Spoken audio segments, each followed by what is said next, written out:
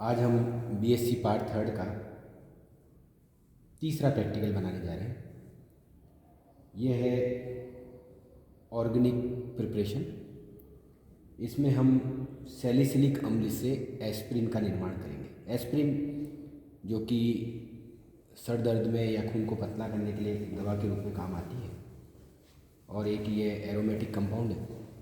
इसको बनाने से पहले हर बच्चे के पास, जैसा कि हमने हमारे पूर्व के लेक्चर में बताया कि इस तरह की एक केमिस्ट्री की फ़ाइल आपको लानी है और इस फाइल में एक तरफ एक ब्लैंक पन्ना होता है, पेज है जिसमें कुछ लिखा हुआ नहीं है, और एक तरफ लाइनिंग पन्ना है।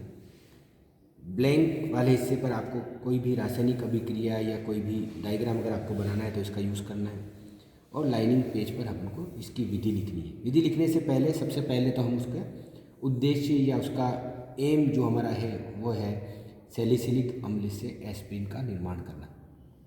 उसके लिए क्या क्या अभिकर्मक चाहिए?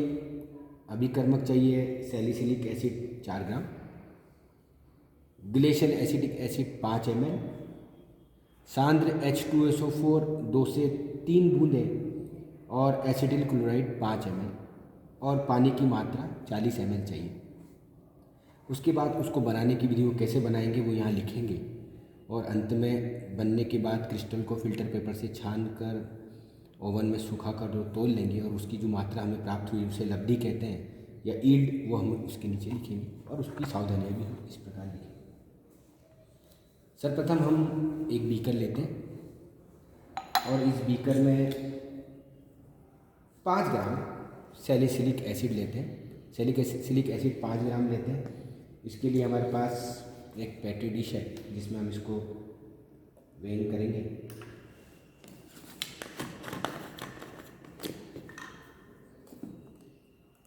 Salicylic acid white powder shape में है।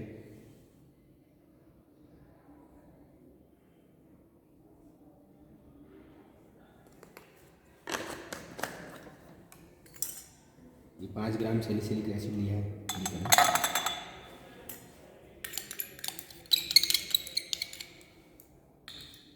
क्योंकि ये ऑर्गेनिक कंपाउंड है और ऑर्गेनिक कंपाउंड, अधिकांश ऑर्गेनिक कंपाउंड जल में अविलय होते हैं, इसलिए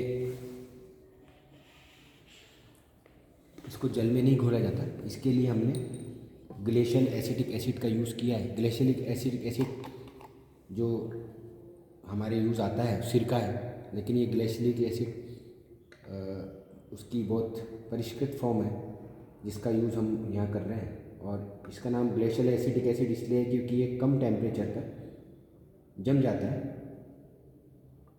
इस प्रकार हमने 2 ml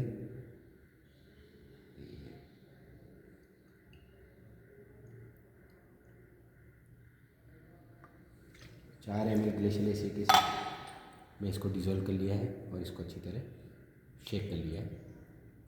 इस प्रयोग को जब भी हम प्रयोगशाला में करेंगे बड़ी सावधानी से करना है, क्योंकि इसमें जो केमिकल यूज आते हैं वो बड़े तीक्ष्ण हैं।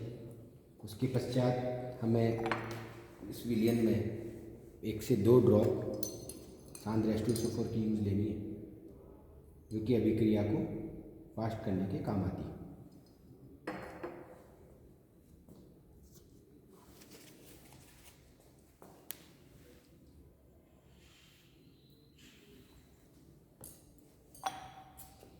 अब इसमें हम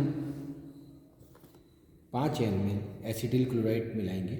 एसिटिल क्लोराइड बड़ी सावधानी से मिलाना है, और इसका उपयोग जब भी हम करेंगे तो प्रयोगशाला के बाहर जाना है या किसी खिड़की के नज़दीक रहना है, क्योंकि इसमें HCl की फ्यूम्स बनती है जो कि आँख में जलन और अन्य बीमारियां उत्पन्न करती है। इसलिए सावधानी से इसका यूज़ करना है, और यूज़ करने के बाद इस बोतल को सावधानी से काम में लेना है। इस प्रकार हमने इसमें 5 ml ले लिया है और धीरे धीरे करके इसमें मिलाना है और अच्छी तरह हिलाना है। इस अभिक्रिया में उच्च ऊष्माक्षेपी अभिक्रिया होती है। ऊष्माक्षेपी अभिक्रिया में ऊर्जा बाहर निकलती है और बीकर गर्म हो जाता है, और HCl की धूम बनती है। अब इसी बीकर को 5 से 10 मिनट ठंडा करने के पश्चात हमने पहले ही एक 50 ml जल ले रखा है, इसमें 40 ml जल का धीरे धीरे ऐड करते हैं और हम देखते हैं कि हमें श्वेत चमकीले नीडल शेप्ड क्रिस्टल प्राप्त होते हैं,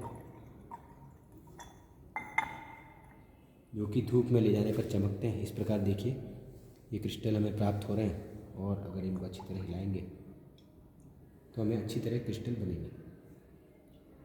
इन क्रिस्टलों को हम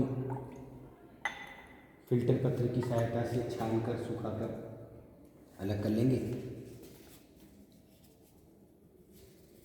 और उसकी लब्धि का भी हमें जानकारी हो जाएगी। देखिए इस प्रकार के क्रिस्टल जो धीरे धीरे बन रहे हैं, चमकीले हैं, जो धूप में ले जाने पर चमकते हैं।